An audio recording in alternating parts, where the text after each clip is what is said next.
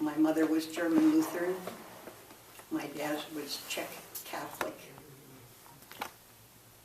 My maternal grandmother was born on a farm in Illinois, close to the area of Midway Airport now. My other three grandparents came from Europe as immigrants. And the emphasis on our lives was always to be Americans and to be very grateful for being Americans so we could work hard and be good citizens.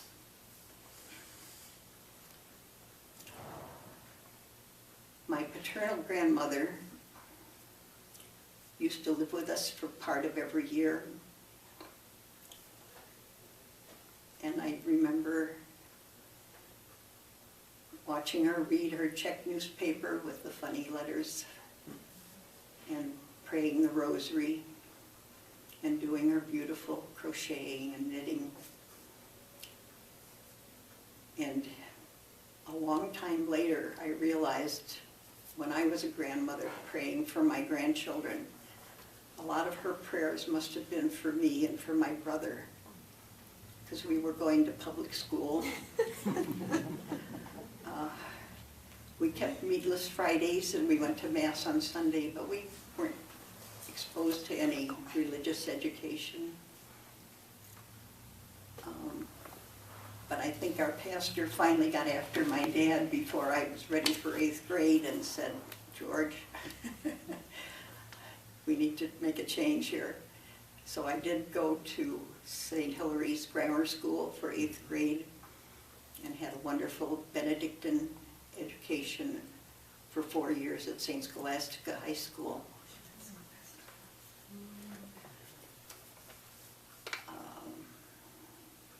Years later, after I had left home and was married and had 2 children, I received a letter from my mother, my German Lutheran mother. She had gone to the rectory at St. Edith's in Chicago, rang the doorbell. The newly ordained priest answered the door and she said, "I want to become a Catholic." He was delighted to have his first convert. And she was very happy to be his first convert. And she was a really good Catholic after that. And I especially remember when she would come back to the pew after receiving Holy Communion, she'd put her hand up to her face, and she was in her own quiet world with our Lord.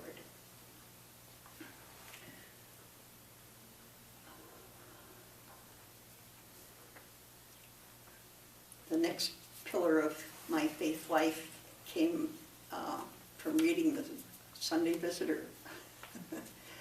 And it's a little bit different and a little less personal. But I remember reading an issue about tithing. And at that point we had 4 children and we were struggling. So I put the paper away for a while and then read it again and talked about it with my husband, and finally said, "Well, if you want to try it, we'll try it."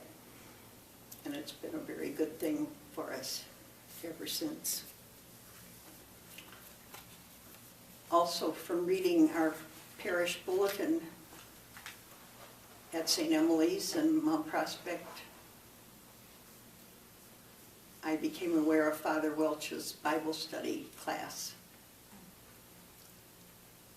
Now, this was the early 70s, and I'm still going to Father Welch's Bible study class. I was there this morning. He's now at St. Lambert's in Skokie. But through that Bible study class, I became friends with another parishioner who led me to the Blue Army of Our Lady of Fatima. That's been an important part of my life. And also in that class were some mothers of girls who attended Willow's Academy.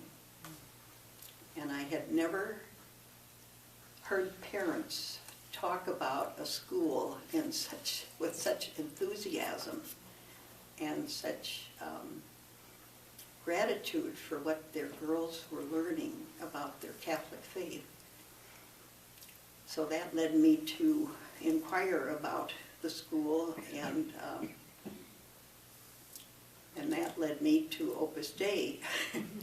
So it's just a wonderful way of realizing that God has his own plan for me and for all of us, and you just never know when good things are going to happen. I've talked quite a bit about the women in my life, but I do want to mention that I've had strong men in my life also. My dad and my brother, my husband, all of our sons, and the sons we've added by marriage. And I'm very grateful to all of them. In recent years, I've had a couple of personal projects. One of them is distributing rosaries, and I brought some here tonight. They've been blessed by Father Rocky, so I think they're very special. And they're also navy blue and orange, which I think is special. So you're welcome to take as many as you want, and pray on them. My other special project in recent years has been the gifting of nativity sets for Advent season and Christmas season. So anyone who has a front yard and is interested, I would be happy to have the Holy Family and a herald angel sent to them. Probably be in October of this year. I have a nice setup with my new best friend at Wheaton Religious Goods. All I have to do is send them the names and addresses, and they're drop shipped. They're made in this country, and they're painted by a company in Illinois, a company that employs people with special needs. They're made for the outdoor use, and they're very durable, and I think they're very lovely. So, Merry Christmas. I brought sheets of notebook paper so that you can sign up, name and address, that's all we need. But we need to be able to read them and get everything in order. I was asked to close with some tips for you. And I told Jeff I'm really not comfortable with that kind of situation. So I would just like to tell you what works for me. And that is early morning daily Mass, praying the Rosary as often as possible, and listening to relevant radio. So, thank you very much.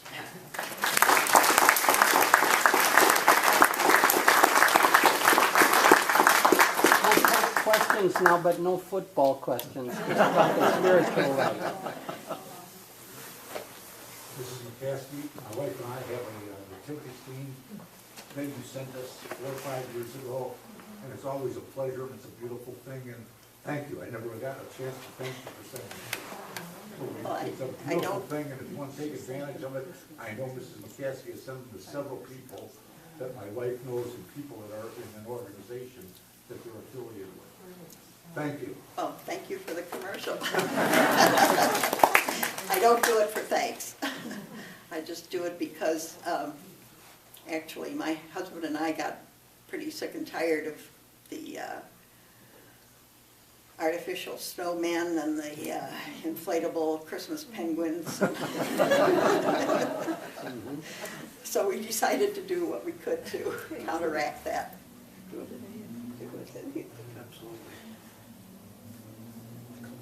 Dan? How long have you been able to communicate for, and how has that impacted your life? When our son Michael graduated from 8th grade at St. Mary's in Des Plaines, he was able to attend Quigley Seminary. And one of the things that involved was attending daily mass. So I was the one who, well, he got himself up and I got myself up, and we got to 6:30 mass, and then he went on to breakfast and his commuting. So that got me into that rhythm and appreciation. And after 3 years at Quigley, he decided that he wanted to transfer to Notre Dame High School for boys. And I just continued going to daily mass and communion. So it's been that long. Thank you. He also asked what graces you feel you have received from being a daily communicant. Being able to cope with having 8 sons and 3 daughters. And having a family business that's a little too public at times. Just everything in my life.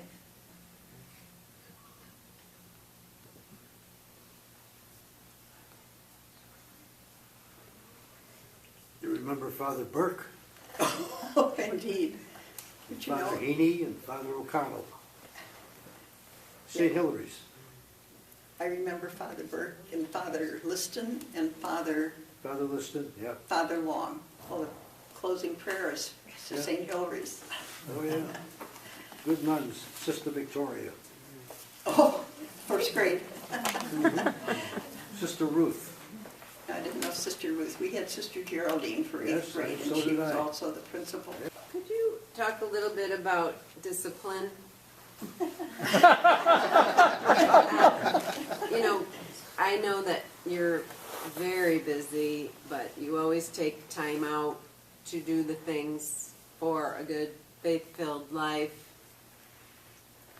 You know, things as simple as reading your meditation books, and how do you discipline for the things you need to do to be a good Catholic? Because they all take time. Yes, they all take time, but I have to take time because I can't physically do all the things that I would like to do at this point in my life. So it's really a nice break for me to realize, well, I still have that reading to do, I still have that second rosary to pray, still have some prayers to finish before I go to bed at 9 o'clock. So as I have been growing older, it is easier for me than it used to be. Oh.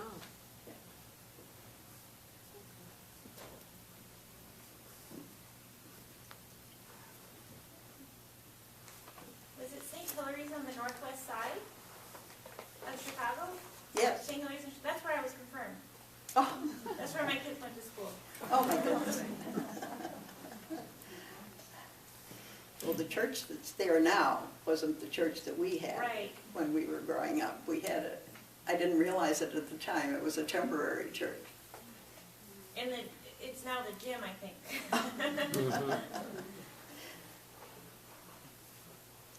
Did you take your children together as 11 children that were old enough to kneel and say the rosary at night and say their night prayers together, or did you take time or have enough time to pray with each child individually? We tried to pray the family rosary at least in October, the month of October and the month of May. We didn't try to say night prayers together because our youngest child was born after our oldest child left for college. So the age range was, and the bedtime range was just not compatible with saying night prayers.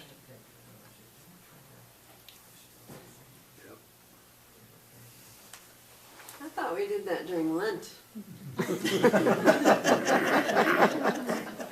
That's my memory. Mary Ann? Mrs. McCaskey, was that Sister Geraldine in the Benedictine order? Yes. I had her, she was our Mother Superior at Queen of All Saints when I was in grammar school. Oh, And I got to know her pretty well. and did you know Sister Audrey? Yes, I did. She was a classmate of mine and a friend Oh, yes, I in did. Campbell Avenue. Yes. Yes, she, in fact, she and I were very close. I thought she was wonderful. Sister Geraldine? Sister, well, of course. Oh, Sister Sister Audrey. was a Yeah. child. Yes. Any particular aspects of your faith help you with parenting? Pardon me? Any particular aspects of your faith that have helped you with parenting that you could share with us?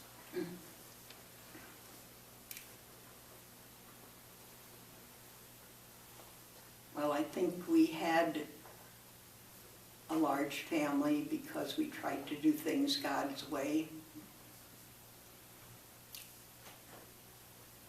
And so I remember praying a lot to our Lord and Blessed Mother saying, well, now here we are with all these children. So I need a lot of help today. I need a lot of help tomorrow. And thanks for the help yesterday. It all worked out.